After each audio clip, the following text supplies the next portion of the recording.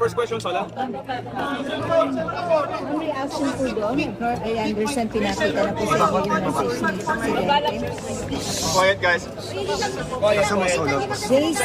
Jace, nabasa naman na ni Mami kay BBM, no? Ma'am, your reaction po to the statement of the President, ma'am, hindi raw niya po ito sit and all that he said po. Hindi ko po nabasa yung kanyang statement. And pag nabasa ko na, maganda. Yes. Wait lang po Kainin po muna bago sasagot si Ma'am. Speaking na. Okay.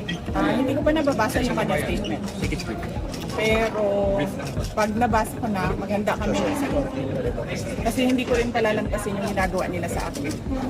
Ma'am, sasagutin na raw kayo ng NBI?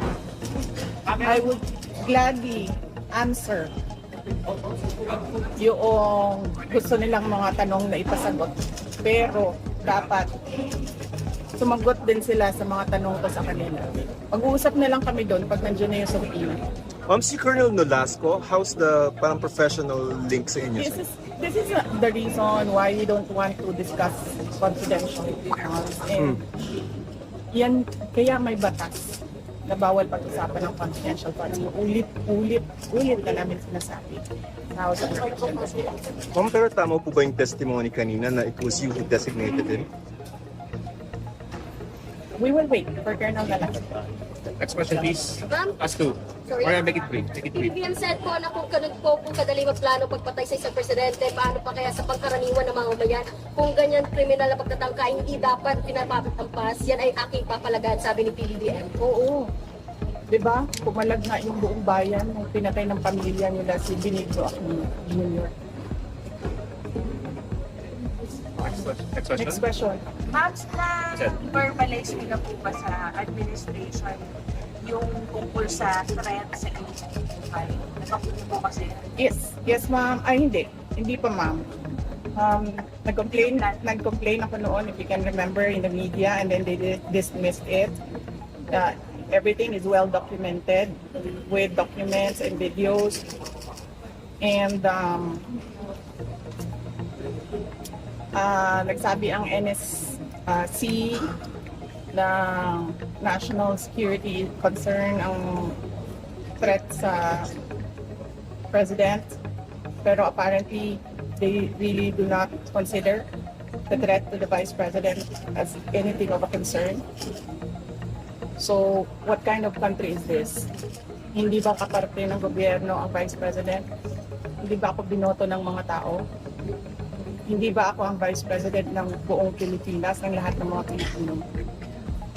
Are you taking legal action po, ma'am, dun sa threat sa inyo? Ma'am, I do not expect fairness from this government. So really, truly, that is the reason why I'm pussyfooting with court cases. We do not expect fairness. Imagine mo, saan ka nakahanap na-admit na yung tao sa hospital, bigla na lang papasok, discharge na siya in less than an hour. Saan ang hustisya dyan? Saan ang hustisya dito? Sa bayan. Last two questions, Ma'am, please. in-extend po yung detention order para kay Attorney Gomez. Ano po yung next steps niyo po for this? I questioned it doon, kanina. Pinapahirapan pa nila ako. Ano sinabi nila? Dinetain nila yung tao dahil sa due process. Dahil, ano ba yung sinabi? Walang due process ang pagpapatanggal kay Gloria Mercado at iba pang officials ng Department of Education. Ano sinabi ko kanina? The position of a USEC and ASEC is a position of trust and confidence by the appointing authority. Ngayon, ang appointing authority ng USEC at ASEC ng DepEd is the President of the Republic of the Philippines. Dapat tinatanong ng House of Representatives bakit tinanggap ni Pangulong Marcos ang resignation ng mga USEC at ASEC na yun sa Department. Last question. Ma'am, Bakit nila pinipinalize si Yusek Lopez? Hindi ba dapat ang pinipinalize nila ang appointing authority? Isa pa sir, sandali. sorry. Ano yung sinabi nila? Evasive. And now you clearly see, she doesn't know anything Mas DepEd pa pala tayo. Pero pagdating natin sa OVP, nakikita ninyo, she doesn't know anything about confidential funds. So saan doon ang basic answers? Ma'am, Last question. Nagsusulat, penalize nila si Yusek Lopez for writing a letter to the Commission on Audit on the position of the Office of the Vice President regarding the release of documents regarding confidential funds. Bakit mo i-penalize ang tao pumirma para sa isang opisina, posisyon ng opisina? Saan ang justisya dito? And ano sinabi nila kanina? Diba? Apparently, hindi nila alam ang batas. Ano sabi nila? Questionin mo na lang sa korte. Saan kami pupunta? Sa mga ginagawa sa amin. Mismong komite, alam na nilang mali yung ginagawa nila. Sasabihin lang sa amin, pumunta ka sa korte. Napakadali na sabihin nila, okay, we will set aside the detention order. Pero hindi. Mali na nga yung una mong detention. Mali pa yung sumunod mo na order. And then sasabihin mo sa tao na nakakulong, na hindi makalabas, lahat. Kahit ako, hindi ako makalabas basta-basta. Dalhin mo yan sa korte. Tama ba yun? Kayong mga taong bayan, tanongin mo kayo, tama ba na hindi alam ng ating House of Representatives kung ano ang mga batas? Ma'am, you finally decided to take your oath kanina. Why VP? For the sake of the personnel of the Office of the Vice President.